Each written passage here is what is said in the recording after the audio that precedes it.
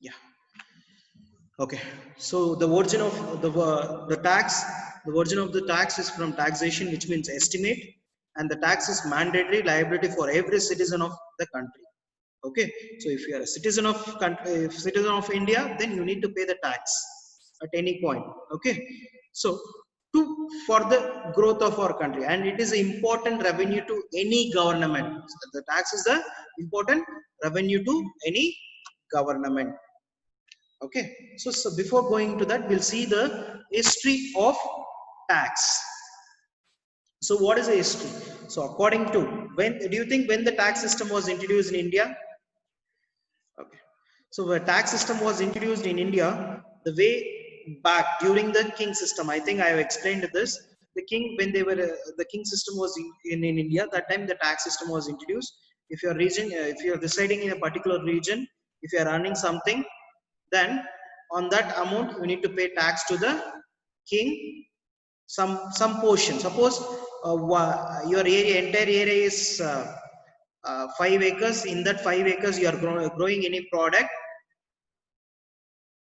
If you are growing any product in that, then that out of that amount, a 1/5 you need to pay, okay, as a tax. This is how the tax normally used to work.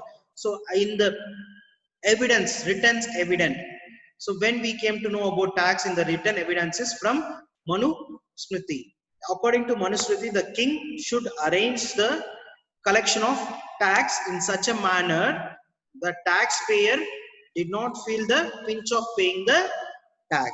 So what it says that as a taxpayer, you should not feel that you should not feel it is a burden.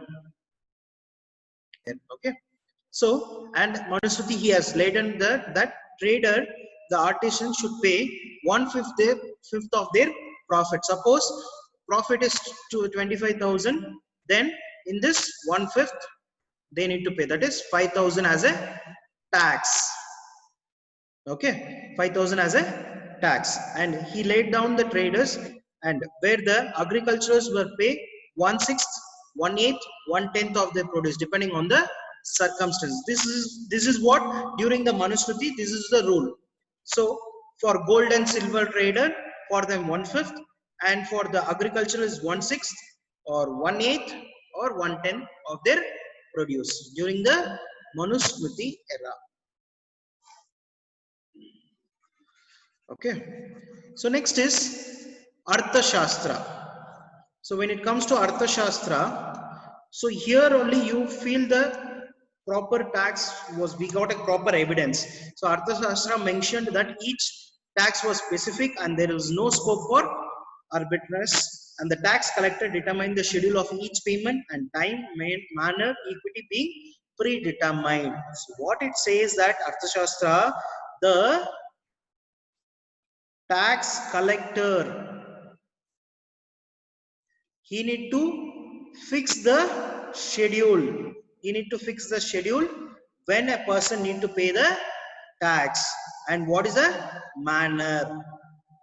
What do you mean by manner? Manner is nothing but either cash or goods or produce. Okay, during that era, do you think digitalization was there? No, only either cash or gold or silver. In that form only there was they were having money, correct? So that on that basis only how they are going to pay, it is decided. Okay. And what are the things they have written in the Arthashastra? That is, the land and land revenue was fixed at 1/6. See, in the Arthashastra period only, and in the Kautilya's eras only, which means that there was a land revenue was exist in their kingdom. If you have your land, then you need to pay the tax. How much? 1/6. In the Kautilya's, in the kingdom Mauryan Empire, in their kingdom, if you are having any land, a piece of land, then you need to pay the tax 1/6 of your produce or import, if any import you are doing from other country. So for that time only, you see that time only we had a indirect tax system, also. Indirect tax system also was exist. Okay, and the import duties of foreign goods were roughly uh, 20 20% of their value. See, which means 1/5 of their values on imported goods. That also, see, the customs duties also was exist in the earlier days only. Okay, so now, so next, once after, during our during our independence was during the normal time in when the tax was introduced. So first in India, during the Indian period, when the tax was introduced, the India was in India tax was introduced for the first time in 1860 during the Sepoy Mutiny of 1857. Why? Who introduced this? Sir James Wilson. Okay, so it is called Sir James Wilson, who introduced the tax system in India during 1860. For what? The Sepoy Mutiny. Because of that, they have incurred a huge loss. To compensate their losses, he introduced a concept called tax. Okay, after that, the real word of tax in India came into force from 1860 only. Before that, they were paying the tax, but the real word tax was not evolved. Okay, something else they were used to call, but the real word tax, it was evolved in the year 1860. And why it was introduced? Because to compensate the Sepoy Mutiny, military mutiny, whatever happened in the 1857. Okay, to meet the losses sustained by the government. See why it is introduced? To meet the losses sustained by the government. Later on, before independence, this is about before independence, in the year 1918, a new income tax was passed, and again it was replaced by another act, 1922. Okay, the act 1922, the new, after initially Sir James Wilson, he started in the year 1860. He had a particular rule. After that, in the year 1928, they have passed a new act. Okay, and in the year 1918 it is passed. In the year 1918, the rule was passed and it came into force from 1922. Okay, and the act remained in force up to what? The act, whatever they passed in the year 1922, it was remained till our independence, till 1947. And even after that also, after our independence also, it is started till, it was there till 1961 to 61. So once after that, when we got our own independent, okay, when we got our own independent, that is a time when we need to introduce our own tax system. The whatever we were following, it is a whatever it is given by British, so that is what we followed, correct? The whatever we followed, British, whatever they have given, that is only we followed. And till 1961, before our independence, it was introduced in the 1922. Whatever British rule, the governors, whatever they introduced, that is what we were following. Once after that, what we had did, after the independence, we need to form our own constitution. So during that constitution, we noted that tax is also an important source. Okay, and so that's the reason they formed and they have passed an act called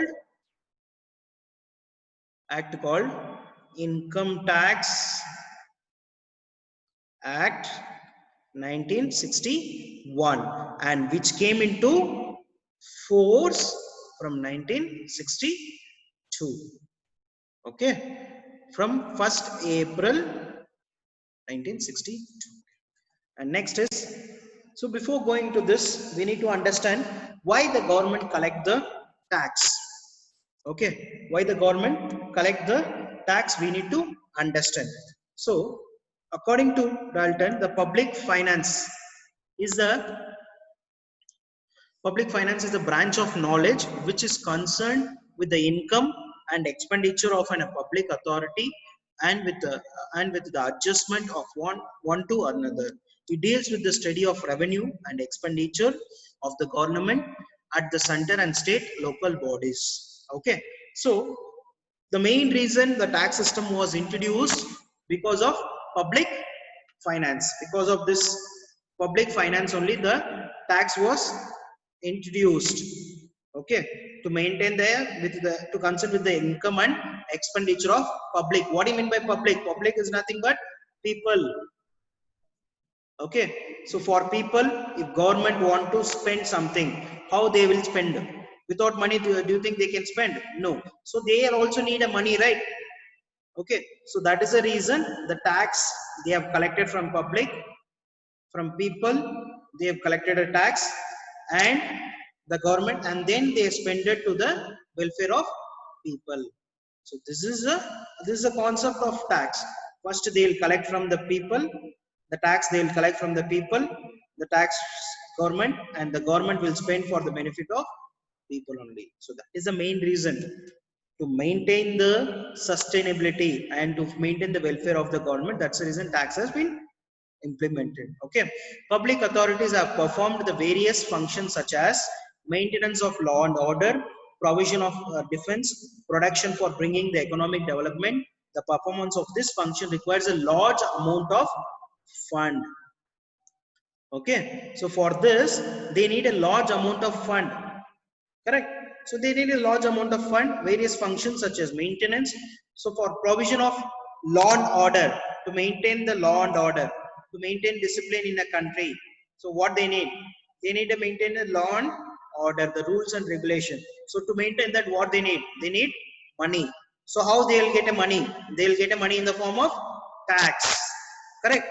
So same way, next is provision for defense. For any country, defense is a strong, important need. Based on the country's value will be determined based on the defense support. Based on the defense support of a country, how far they are strong in the defense. This will help the countries to grow themselves. If the defense is weak, automatically all other enemies will start occupying the country and they'll attack. For an example, recently there was a China government, they were trying to involve in the they were trying to enter into the Indian border, but they couldn't enter. Because why? Because of the strong defense. Because of the strong defense only they couldn't enter into the country. Okay, so for that, and production for bringing the economy development, to bring the economic development. So the taxes, this is needed, and the performance of this function requires a large amount of fund which is raised through the tax, fees, finance and commercial revenues and loans. And the major contributor for all this is tax. Compared to the tax, whatever we are collecting, fines and fees, everything is comparably less compared to tax. So that is the reason tax is one of the important thing. Larger amount, where it contributes larger amount. Okay. Next is public revenue. This is one of the branch of public revenue. It deals with the various sources from which the state might derive its income. So revenue is nothing but, as you know, that revenue is nothing but the income.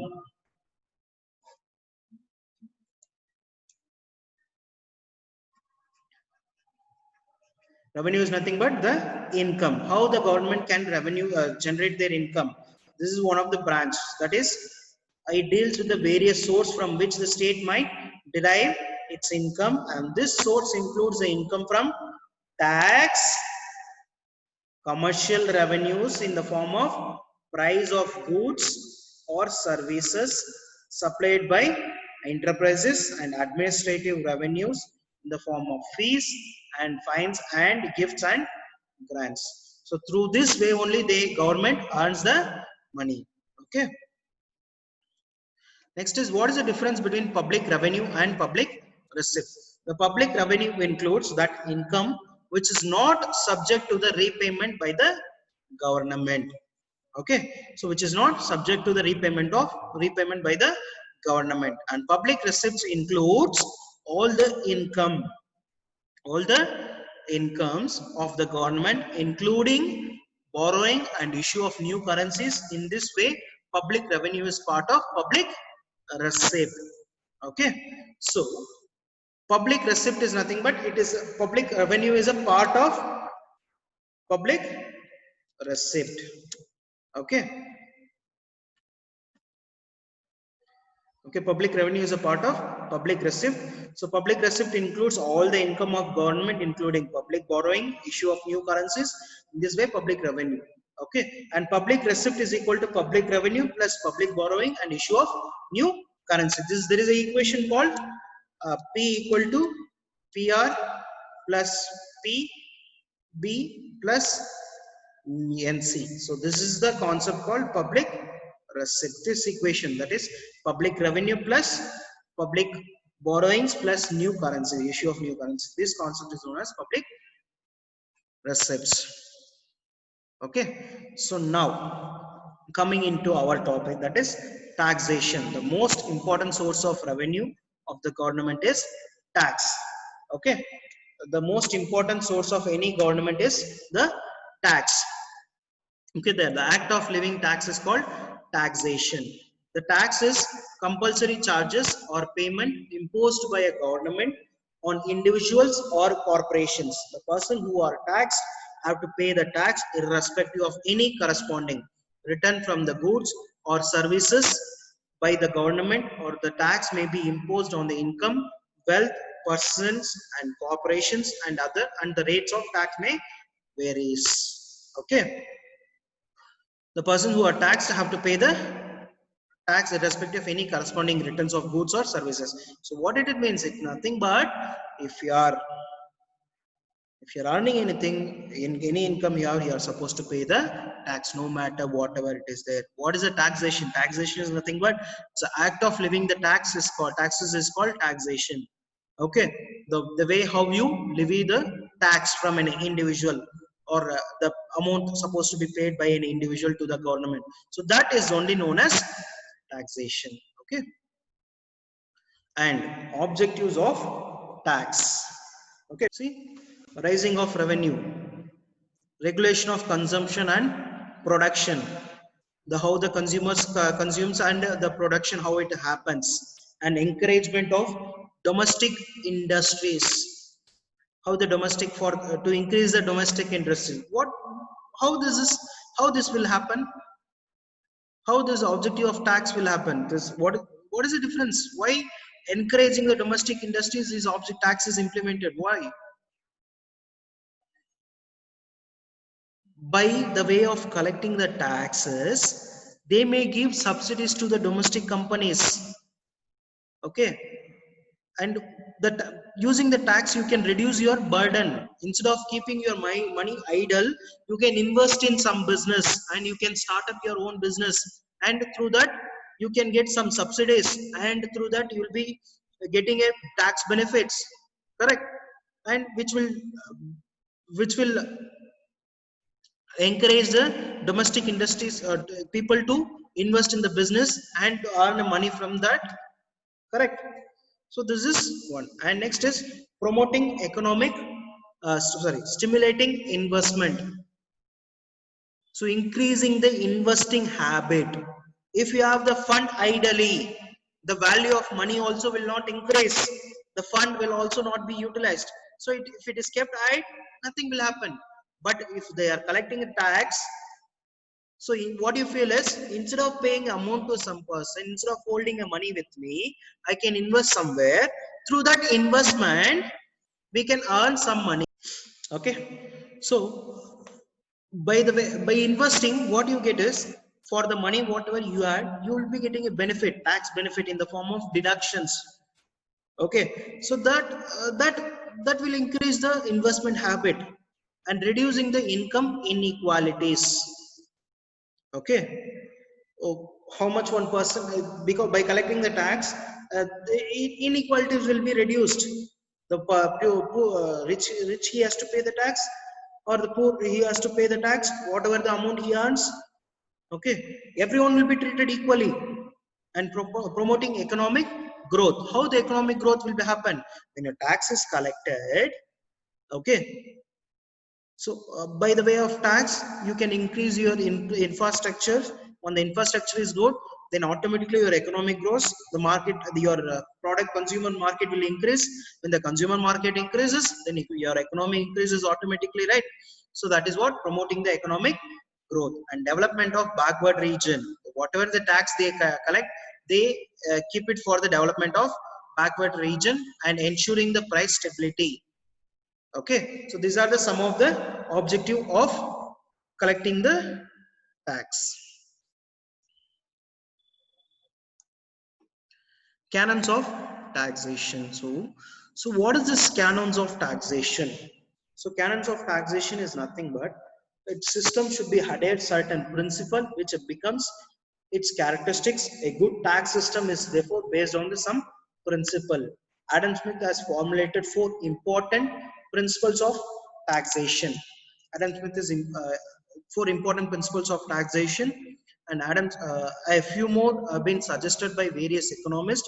And these principles, which good tax system should follow, are called canons of taxation. So, what is that? It is canons of taxation is nothing but it is a set of principles.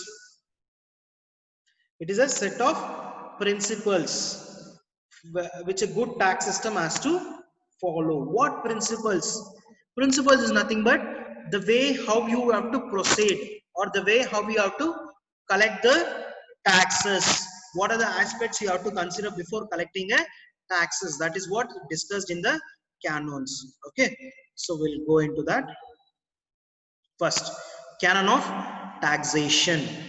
So in this canon of tax, there are four canons, which is devised by the Adam Smith in the year 400, in the year 1776. Canon taxation is related to the administrative parts of tax. So this canons of taxation, it is related to the administrative parts. So these are the major four canons of taxation. So first canon is canon of convenience. Tax should be levied and collected in such a manner that it is provides the greatest convenience not only to the taxpayer but also to the government. Okay, so it should give a convenient for the taxpayer. When he paying the tax, it should be convenient for him. What mode of tax he will be paying? Mode of tax, and what is the time or duration. Okay, so it should be convenient for both the people, that is the payer as well as the government. Okay, both also should be considered. That is what canons of convenience, based on their convenient only they need to pay the tax. And next is canon of equality. The canon of equality states the burden of taxation must be distributed equitably among the taxpayer. And the canon of certainty, the tax which an individual has to pay should be certain and arbitrary.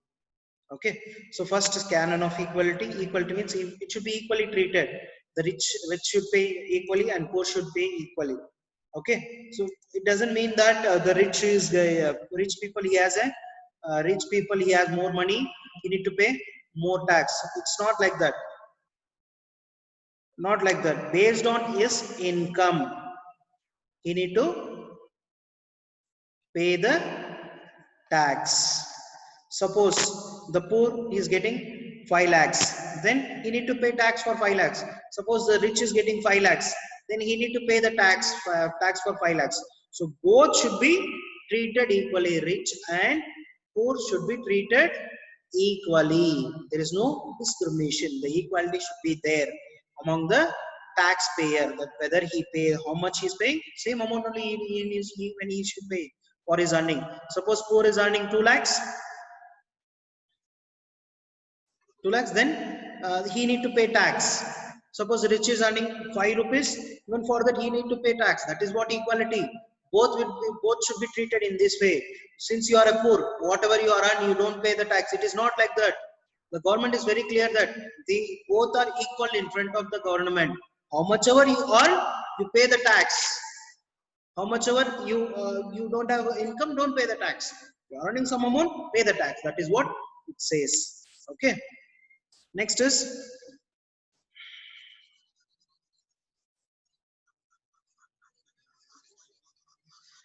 canon of certainty. That is the canon of certainty. The tax which an individual has to pay should be certain and not arbitrary. The amount, for an example, if he earns 1 lakh, how much tax he need to pay, whether it is 30% or whether it is 50%.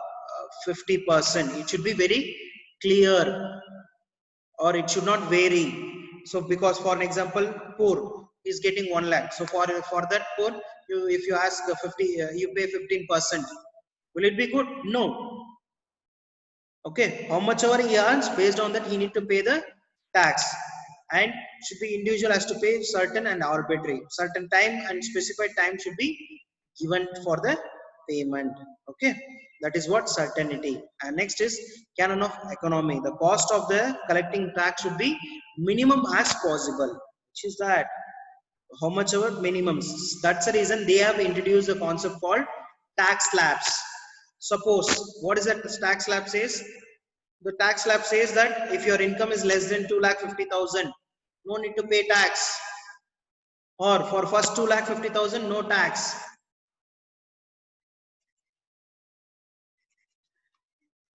No tax for the first 2,50,000. Remaining from 2,50,000 to 5 lakhs, pay 5% tax. No matter whatever you are, no matter who you are, you pay tax 5%. Suppose if your income is 5 lakhs to 10 lakhs, pay tax for that. You cannot escape from it. If you need to pay the tax, you need to pay the tax at any cost. Okay, so that is what it means. Okay, so these are the some of the canons of taxation which is introduced by Adam Smith, and which all the government, even in Indian government, we follow this canons of taxation. On this basis only the tax will be framed in India. Okay, on this basis only the tax will be framed in India. So some of the other canons of taxation: canon of productivity. Canon states that only those tax should be imposed do not hamper the productive effort of the community. A tax said to be productive only when it is act as an incentive to production. The taxation system, what they are doing, it should be productivity. It should be encourageable. On that basis only it should be. Okay, whatever the taxation system you implement, it should be on that basis. And next is canon of simplicity. Every tax must be simple and intelligible to the people, so that the taxpayer is able to calculate it without taking help of tax consultant. So it should be easy understanding. Simplicity is nothing but understanding without any kind of confusions. Okay, simplicity, and must be simple, and the taxpayer should calculate by himself only automatically. The way how I explained, right? For the first 2,50,000, no need to pay tax. From 2,50,000 to 5 lakhs, you calculate the tax and pay the tax. It should be simple. It should not confusing them. For an example, 2,50,000, 2.5%, 5 lakhs to 20%. Do you think this 200% or 50%? Do you think this will work? No. It should be simple and clear, short and clear, so that they should able to calculate themselves without any confusion. So that is what it should be. Okay. And canon of elasticity, that is, this canon implies the tax should be flexible and elastic in the yield, and it should be levied in such a way that the rate of tax should change according to the existing situation. When there is a demand of money or situation, when there is a demand for a situation to reduce the burden. If suppose if economy gets collapsed, then the income will be less. When income is less, tax cannot be paid. So what they have to do, they have to look into that aspect also. Okay, so when the based on the situation, they need to frame the tax system. For an example, in the year 2019, they have one type of every, that's the reason every year the tax slabs changes based on the situation, based on the demand, what is the current scenario. Based on that only the tax payment differs every year. The tax slabs every year it changes based on the situation demands. Okay, the need. And next is canon of diversity. The taxation must be dynamic, and this means that country tax structure of to be dynamic and diverse nature rather than having a single or two tax. Diversification in tax structure should be will be demand involvement in the majority of the sectors in the of the population. What it means, the tax what they were doing, it should be diversified. It should be diversified where they should not follow only two types of tax. For example, some of the government what they do is they collect 50%. Whatever you earn, you pay. Whatever you earn, you pay. No consumption or no reducing or not. But some government they do. And but in our Indian government what they do is they follow the concept called tax slab. if your income if your income is between this category, then you pay this much amount. If your income is between 5 lakhs to the 10 lakhs, in that first 2,50,000 don't pay any amount. From next 2,50,000 to 5 lakhs, you pay the tax. So we follow the diversity. How much amount, how much you need to pay. So that it will help the people, hugely populated people will help it. Because you can't, one person income will not be similar to another person's income. Am I clear? So the tax, the whatever they collect also, it should be diversified. Okay.